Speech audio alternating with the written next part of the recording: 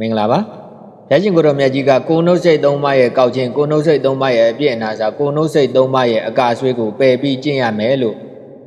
ယထာပြီးဥပမာပြုပြီးဟောထားတဲ့တုတ်လေးကိုဘုဒ္ဓအနေနဲ့တင်ပြခြင်းပါတယ်ရရှင်ကိုတော်မြတ်ကြီးကအင်္ဂုတ္တရနိကတိကနိဘက်ရထကာရဝတ္တစေတနာတုံမှာအရင်တုန်းကသစေတနာမင်းတစ်ပါးရှိပါတယ်တဲ့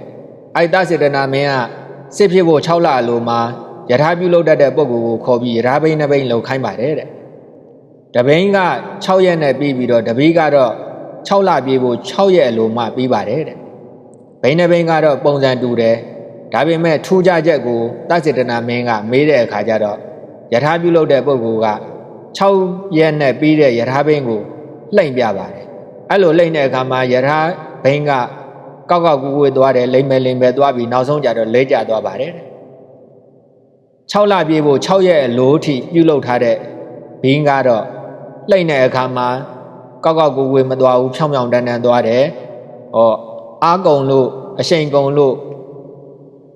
ရှိန်ကုံတဲ့အခါမှာလည်းလဲကြမသွားဘဲနဲ့ဖြောင်းဖြောင်းလေးရက်နေတယ်တဲ့တန်းတန်းလေးရက်နေတယ်တဲ့ဝင်ရိုးရှူထားတယ်လို့ရက်နေပါတယ်တဲ့ဟောအဲ့ဒီလိုဘိန်းနှဘိန်းရဲ့ထူးခြားတာကိုမြင်တဲ့အခါမှာဘာကြောင့်ထူးခြားတာလဲလို့ထပ်ပြီးတော့မေးတဲ့အခါကျတော့ယထာလုတ်သမားကပြောတယ်6ရက်နဲ့ပြီးတဲ့ဘီးကအကုတ်ပုံတောင်းအကန့်တွေကကောက်တယ်အပြည့်အနာစာရှိတယ်အကာဆွေးရှိပါတယ်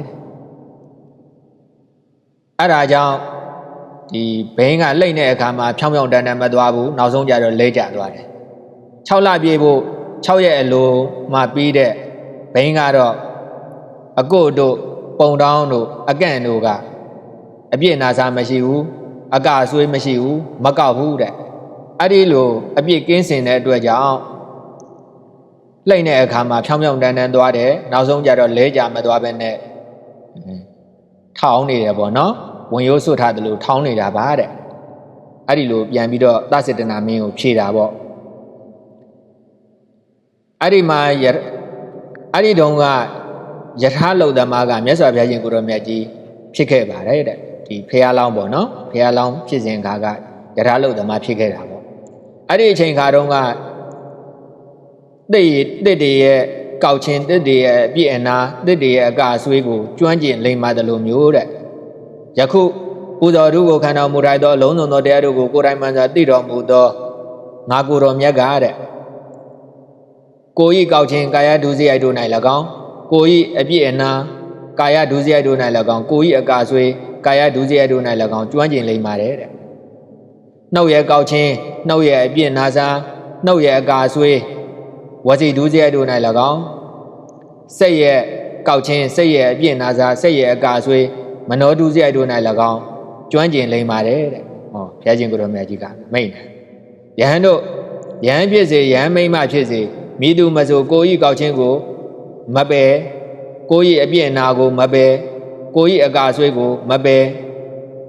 နှုတ်ဤကောက်ချင်းနှုတ်ဤအပြည့်အနာစာနှုတ်ဤအကာဆွေးကိုမပယ်ဘူးစိတ်ဤကောက်ချင်းစိတ်ဤအပြည့်အနာစာစိတ်ဤအကာဆွေးကိုမပယ်ဘူးအဲ့ဒီလိုမပယ်ဘူးဆိုလို့ရှိရင်တဲ့6ရက်တို့ဖြစ်အပြီးပြုလုပ်သောယထာပြီးကဲ့သို့ယဟန်ယောက်ျားယဟန်မိန်းမဘယ်ပုဂ္ဂိုလ်မဆိုပေါ့နော်ဣသာဒနာတော်မှဂုံအားဖြင့်လျှောကြကုန်၏တဲ့ယဟန်တို့တဲ့ယဟန်ဖြစ်စေယဟန်မိန်းမဖြစ်စေမိသူမဆိုကိုယ်ဤကောက်ချင်းကိုလည်းပယ်ရမယ်တဲ့ကိုယ်ဤအပြည့်နာစာကိုလည်းပယ်ရမယ်ကိုယ်ရဲ့အကာဆွေးကိုလည်းပယ်ရမယ်တဲ့နှုတ်ဤကောက်ချင်းနှုတ်ဤအပြည့်နာစာနှုတ်ဤအကာဆွေးကိုလည်းပယ်ရမယ်စိတ်ဤကောက်ချင်းစိတ်အပြည့်နာစာစိတ်ရဲ့အကာဆွေးကိုလည်းပယ်ရမယ်ပယ်ပြီးကျင့်ရမယ်လို့ဘုရားရှင်ကိုယ်တော်မြတ်ကြီးကမိန့်တော်မူပါတယ်အဲ့ဒါဆိုတော့ဦးဇင်းတို့နဲ့ဦးဇင်းတို့ဒကာဒကမတွေကိုကြီးကောက်ချင်းကိုကြီးအပြည့်နာစာကိုကြီးအကာဆွေးကိုပယ်နိုင်ကြပါစေနှုတ်နဲ့စိတ်လည်းထို့တူပါပဲနှုတ်ဤကောက်ချင်းနှုတ်ဤအပြည့်နာစာနှုတ်ဤအကာဆွေးကိုပယ်နိုင်ကြပါစေစိတ်ဤကောက်ချင်းစိတ်ဤအပြည့်နာစာစိတ်ရဲ့အကာဆွေးကိုပယ်ပြီးကျင့်နိုင်ကြပါစေလို့ဦးဇင်းကမေတ္တာပို့တာပါတယ်ဆန္ဒပြုပါတယ်ကျမ်းမာချမ်းသာကြပါစေ